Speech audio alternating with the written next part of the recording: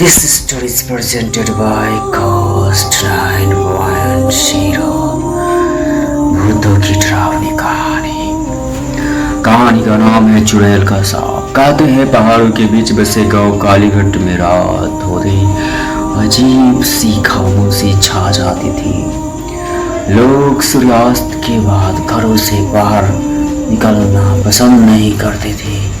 गांव के बुजुर्गों का मानना था कि उस क्षेत्र के सामने पुराने बरगद के पेड़ में एक चुड़ैल का वास है जो रात को निकलकर राह चलते लोगों की जान ले लेता है। गांव के बीचों बीच एक खंडहर हवेली थी। कहते हैं कई साल पहले रूपाली नाम की औरत रहती थी। गांव के लोग उसे तांत्रिक विद्या जानने वाली मानते थे। एक दिन गांव वालों ने उस पर बच्चों को मारने और काला जादू करने का आरोप लगाया। गुस्साए गांव वालों ने उसे हवेली में जिंदा जला दिया।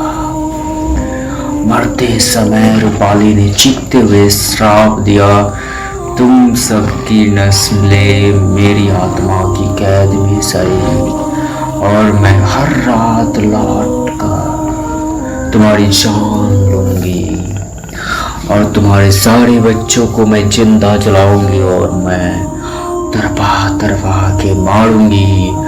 उस दिन के बाद से हवेली और बरगद के आसपास अजीब घटनाएं होने लगी। रात में औरत के रोने और बच्चों के हंसने की आवाज सुनाई देती। कई लोगों ने काली साड़ी पहने, बिखरे बालों और लाल आंखों वाली औरत को देखा था।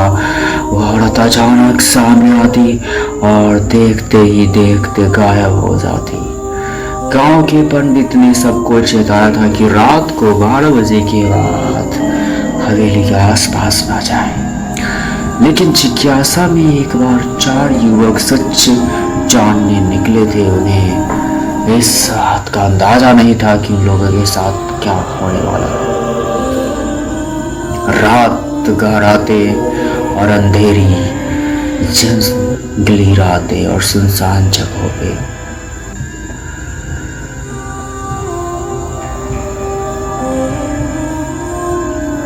रात गहराते ही वे बरगद के पेड़ के पास पहुंचे।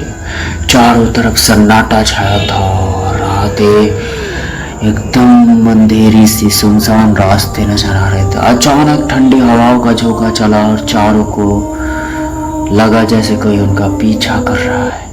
तभी एक कर्कश हंसी गूंजी।